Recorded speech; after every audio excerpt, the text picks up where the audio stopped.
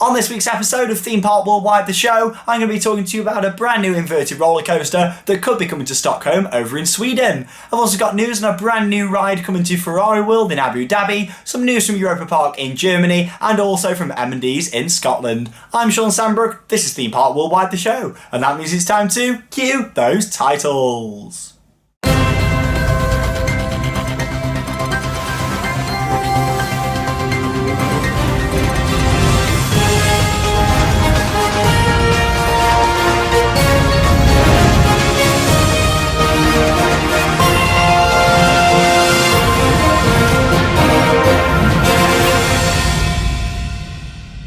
Hello and welcome to this week's episode of the show. Hope you've all had a fantastic week. I've had a nice chill week. I've really enjoyed it actually. Of course, I've had a couple of new videos go online, such as the Q&A with myself and Charlotte. That's something that went down really well, and I'm looking forward to doing more of those as we move forward. I did post last night, as in Tuesday night, that we're going to be doing another one, and that's going to be myself and Alex. And then moving forward, we'll get lots of other people on who are involved with Theme Park Worldwide as well. So it seems like you guys really enjoyed the Q&A, and of course I'm always listening to feedback, so that's something we'll look at doing throughout 2017. Also, we had another video which was tips and tricks visiting Florida's theme parks. Now, I know there's a lot of you out there that have been to Florida. You probably find it really easy now to get about and that sort of thing. I made this video purely for those people who are planning trips for the first time, if they've been before but it didn't go quite as well as planned. So it's a brand new tips and tricks video, and that went down great as well. It's good to see that so many of you enjoyed them different tips that I've picked up. I've been to Florida 3 times now, so not loads, but been there a few times to know the ins and outs of getting about and where to stay, which parks to do, all that kind of stuff. So if you are planning a trip to Florida, check it out. It's tips and tricks for visiting Florida's theme parks, a brand new video here on our YouTube channel. Again, that was received really well, and I'm looking forward to doing more of those as we go forward.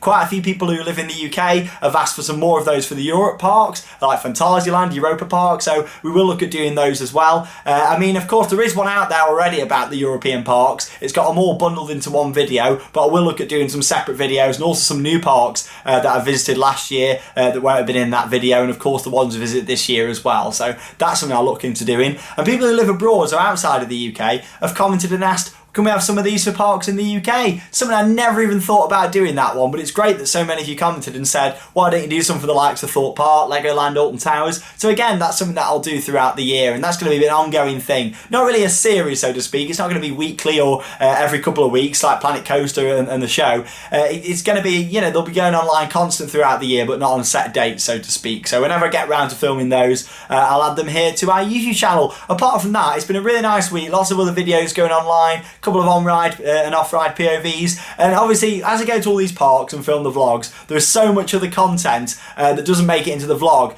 in terms of on-ride and off-ride footage, so I put them all together and put them in their own separate videos on the channel, and there must be at least 50, I'm not joking, about 50 new videos that I've edited over the past week, all to go online, staggered over the next few months here on the channel. So lots of exciting content in terms of that to take you all the way up until we probably go to Asia, and then when I go over to Asia and we do them parks, there'll be even more on an off-ride POV. So there's always something new coming to Theme Park Worldwide, and 2017 so far really is going great for the channel. Of course, we did reach a milestone last week of 60,000 YouTube subscribers, so thank you to each and every one of you for watching the channel. I just want to say, just thank you really. I can't believe that this channel has grown as much as it has, and it's great to see that you all enjoy watching our content and our videos. I'm on top of the world right now with it, I really am, so thank you to each and every one of you for your support, and let's continue moving forward with some very exciting content in 2017 I can't wait to share with you guys. Quite a few bits of news to get through then this week, some exciting news from Gröna Lund over in Sweden, so let's go straight into it. A bit of news off the rails.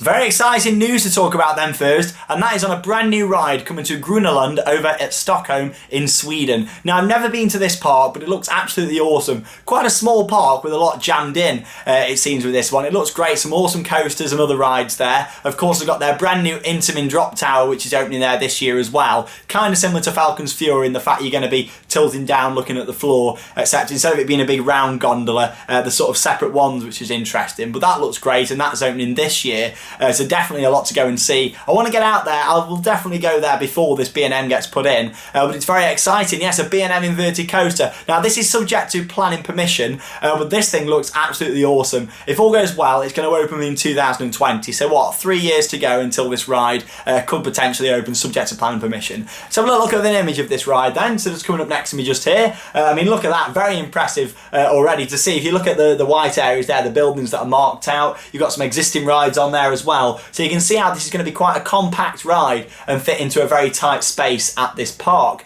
It's 111 foot tall. If you're going to say 1,111 foot, I mean, imagine that in inverse. That'd be expensive for B&M, wouldn't it, and for the park? Yeah, 111 foot tall, 2,297 feet long, a top speed of 62 miles per hour, which is quite a lot. It's not a massively long layout, that one. It's, like I say, it's quite compact as well, but it looks good. I think all the near misses and things in the buildings would be great if it does get built. It's got a ride time of 2 minutes station to station, so you think lift, hill, brakes, yeah, you know, it's going to be your average sort of length inverted coaster really. So yeah, it looks good. I mean, yes, it does look quite short when you look at that in terms of the elements, but I do think in general this would be a great ride. Probably the same sort of length as Nemesis Inferno at Thorpe Park, probably from looking at that. But yeah, the layout of that, how awesome does that look? And of course, any eagle-eyed viewers out there will probably notice it's missing one thing that inverts always have, and that is of course a vertical loop. It doesn't look like, well, there isn't one there, you can see that. So you know, it's just great to see that ride not having one. Of course, we have a lot of these inverts getting built now, stuff like Osiris at Park Asterix and things, and yes, they're great, but they always have that vertical loop. With this one, it's good to see that it's got a bit of a different variety, a bit of a different layout. The fact it swoops round over some of the buildings and things, I think it would be a great ride if it does get built. And like I say, I plan to get out to that park hopefully later this year, but if not, next year. It all depends on, there's another park called Kolmården, not too far away. It's all in Sweden anyway, and they've got Wildfire, the RMC coaster. I really want to ride that so bad, but I want to combine it with a trip. Of course, I'm going to Leesburg anyway in April this year. We're going for the opening day. But yeah, I want to go back at some point this year really and do Gröna Lund, and of course get there to Kolmården as well. So it's a very interesting name, that, isn't it? I don't know if I'm pronouncing it right. Gröna Lund, Gröna Lund. Yeah, it's very strange. You just want to say land instead of Lund. But there you go. I'm not from Sweden, so I'm not very good at pronouncing things. But I'm sure there's some of you out there who can pronounce it. You have to let me know in the comments down below. But yeah, it looks like a great layout. I'm looking forward to seeing how that develops in the future in terms of a planning application. Moving on then to Tsunami, which has been removed from M&D's Park in Scotland. Now, Tsunami, the ride had an accident last year, a very horrible accident where 10 people were injured, including some children as well on that ride, when literally the ride car detached from the track itself. Quite a serious accident that happened over at M&D's in Scotland. We've got a picture just here of the ride, how it used to look. And then now a picture of how it is now. So the ride's actually been removed and it's going up for sale. So the park have confirmed via social media that this isn't going to be staying. It's going up for sale. They're getting rid of it and moving on. Good to see they are doing that. Of course, it was a tragic accident. That it's just a shame when something like this happens at a theme park on these rides. 10 people were injured in this incident, and I just hope the park can move on for it. But of course, our thoughts are with the families that were affected. Hopefully, people are making a swift recovery with that now. But yeah, what is the future of this park? Comment down below. M&D's is somewhere I visited a few years ago. I say a few years ago, it was about 6 years ago when I was a kid. I went there and it was okay. It was. I did Loudon Castle as well, if anyone remembers that. I did them both, but a lot of people always say I should go back to M&D's at some point, so I'm sure we will go there. But let's give the park time to sort of progress on with this and installing something new maybe in its place. Who knows what the plans are at the park, but let's hope they have a successful season, and I'm sure a lot of lessons have been learnt.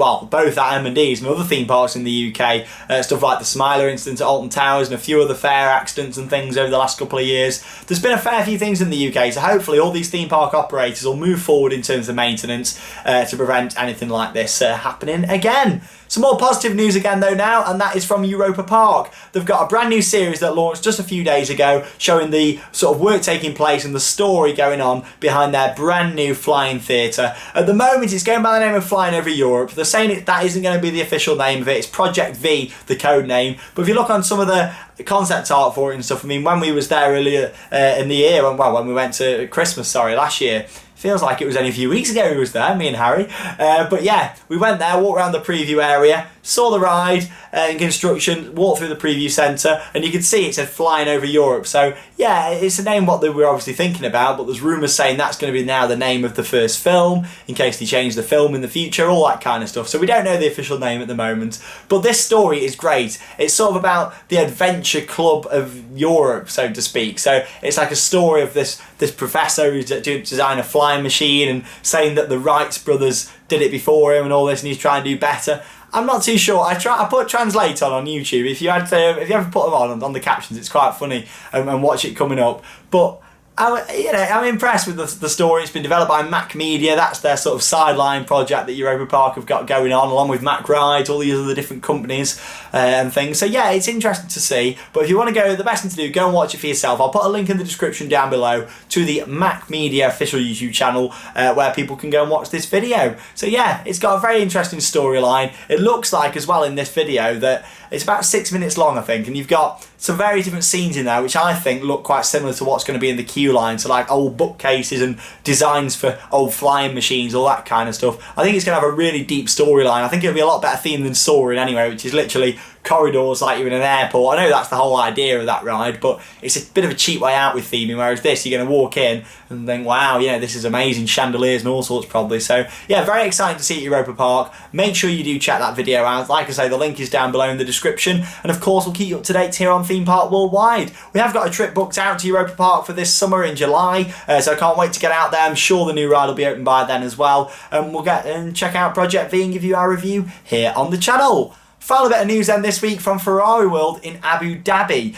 Now Ferrari, a big thing this year for us, of course, we're going out to Spain to go and see Ferrari Land, which is the smaller version, which is opening with its vertical accelerator, just over 360 foot tall. It looks great. Me and Charlotte will be out there in April, so next month, well, start of March, aren't we now? So next month we'll be out there for the opening day. We're out there for 4 days and can't wait to do Portaventura and Ferrari Land. But with this looks great. Lots of expansion going on. Of course, we had Flying Aces that opened last year. All sorts of new stuff going in. What they've done here is actually took out some of the centre area, which is like the glass sort of part that went inwards. They've took that out, and then the coaster launches out. It's an intermin coaster, and it genuinely looks great. I've got a 30-second clip to show you now from the park's official website, and this thing looks absolutely awesome. It's going to be called Turbo Track, and this ride opens on March the 27th.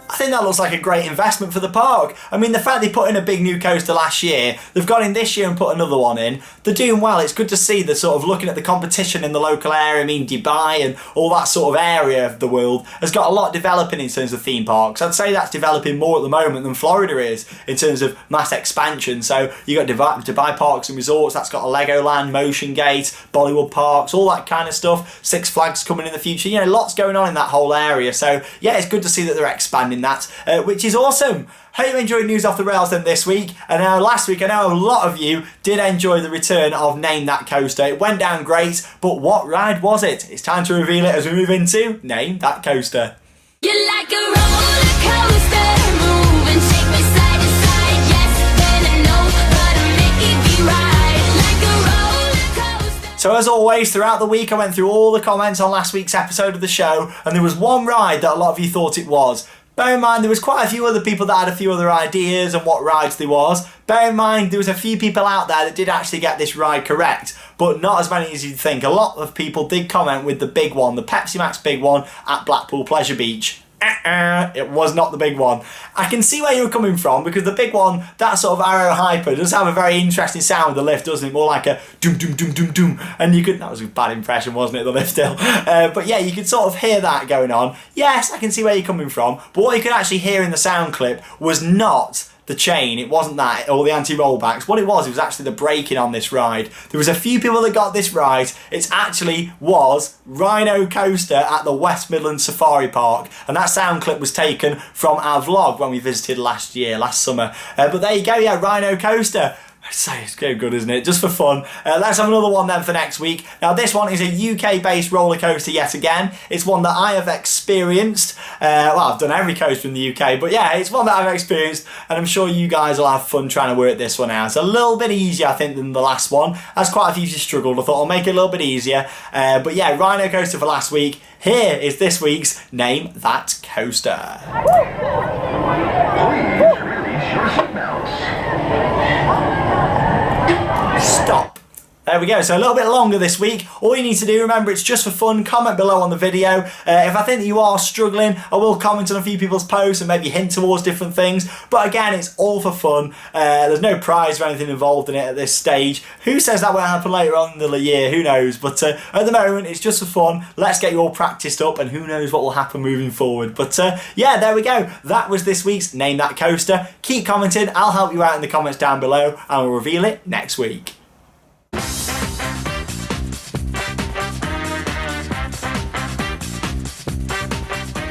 Welcome to this week's Merch Paradise, and before I show you what's in the box, here it is, I'm just going to share a bit of information about this item for you, so try and guess what it is. Basically, I've got one of these from Disneyland in California, pretty much nearly identical apart from a few things. This one here is from the Walt Disney World Resort in Orlando in Florida. Can you guess what it is yet? Oh, here it is. It's the Walt Disney World monorail playset. It's amazing what you can hide underneath the camera, isn't it? But yeah, look at that there. So the only differences are, of course, you've got in here the Walt Disney World monorail instead of the Disneyland one. Quite easy to work that one out. But the thing you might not know is this one here doesn't actually have a remote control. The controls themselves are actually in the top of the train. Whereas on that one, you get a remote, you can start and stop the train, and also play it for the announcements like, please stand clear of the doors, and all that kind of stuff. That was a bad interpretation, wasn't it? But yeah, I love transit systems. In fact, I love trains as well, and a lot of people don't realise I've actually got a Hornby railway set. It's not that good at the moment. It's in a bit of a mess and things. It's up in the loft here at home. But one day I might do videos on it and share it if it ever gets better than what it is now, sort of thing, going forward. But if you did watch the vlog from Stoke-on-Trent the other week when we went to Thunder Park, you'll notice that I mentioned, and I was looking at the comments, a few of you said, oh look, Sean's mentioned about a Virgin Pendolino going past. I do know my trains. I like trains and all that kind of stuff. I don't know loads and loads, but I do enjoy them.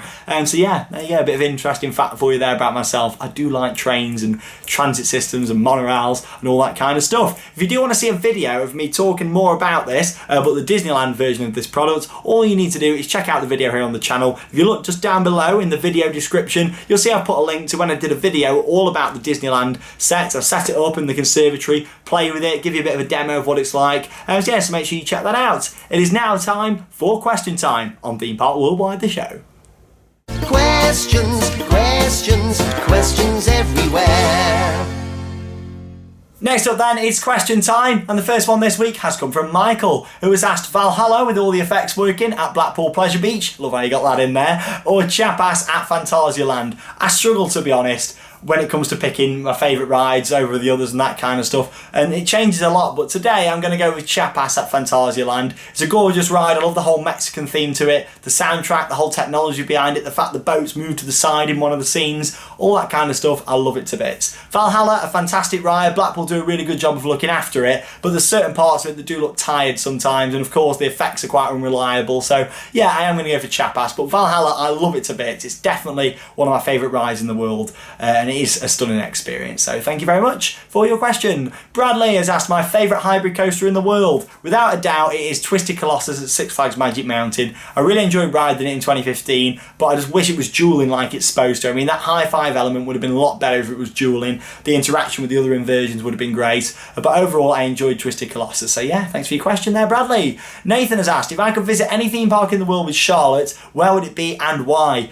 definitely the Wisdom World of Harry Potter at Universal Orlando. I'd love to take her to Orlando in general. She's never been to America before, seen all them parks, Disney and stuff. It'd be great to take her there. However, she loves Harry Potter to bits. I mean, I enjoy the films and stuff and I enjoy going there, but she takes it to the next level. She really enjoys it. So yeah, I'd love to take her there. If I could take her there tomorrow, I would if I could. So thanks for your question there, Nathan. Final one from Stephen has asked, if I could design a new ride for Alton Towers, what would it be and where in the park? I think Jewel is crying out for something doing with it. So I think a massive overhaul of Jewel, brand new dark ride in its place, maybe replacing the warehouse. You don't realise how big that warehouse is until you see it in person from behind or look on Google Images, for example. In fact, open another tab and have a little look at it on Google Images. You'll be surprised how big the warehouse is for Jewel. Put something in there, trackless dark ride maybe like Ratatouille or Symbolica, something like that inside would work really good there.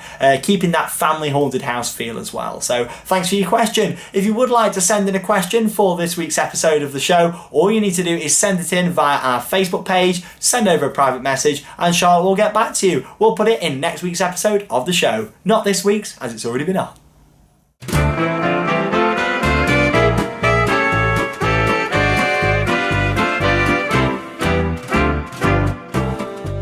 Welcome to TPW Showcase. Now last week I did set a bit of a challenge. It was for you to go out there and find a brown attraction sign for a theme park or attraction, something like that, and just have a photo with it. We had quite a few sent in. I've picked two of the best ones to share with you here this week. So the first one comes from Josh and Amelia, who had a photo there with a Pleasure Island sign over in Cleethorpes. Thanks for sharing that one. It's quite sad though that Pleasure Island's closed down. It really is. So thank you very much for sending in your photo and hopefully you'll have a new local park soon. Is that your local park? You'll have to let me know. And in fact, I've got another little challenge for you guys for next week. So hold on just a second with that one. The second photo is from Lewis, who saw Blackpool Pleasure Beach there. That was his brown sign. I assume he's local to that. And that leads me on to my next sort of thing for next week. I want you to comment below on this video. What is your local theme park? And in miles, how far is it away? This is open to anybody who watches the videos. So comment below. And next week we'll pick out, say, 5 different ones, read them out here on the show. I'd be very interested to see who's close to the local parks. I mean, you've got people like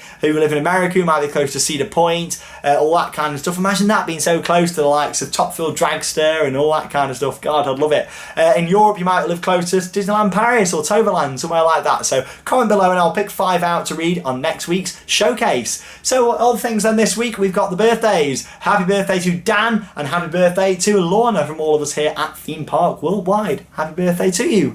Florence has had a family photo just there with us, so it was great to see you when we recently met you over at a theme park. The next photos come from Steve with the Grand Canyon on-ride photo and certificate. There you go, thank you for sharing that one. Moving on to Kian, who had a photo there with me as well. Thanks for sharing that, Kian. Next up then, we've got James with his merchandise collection.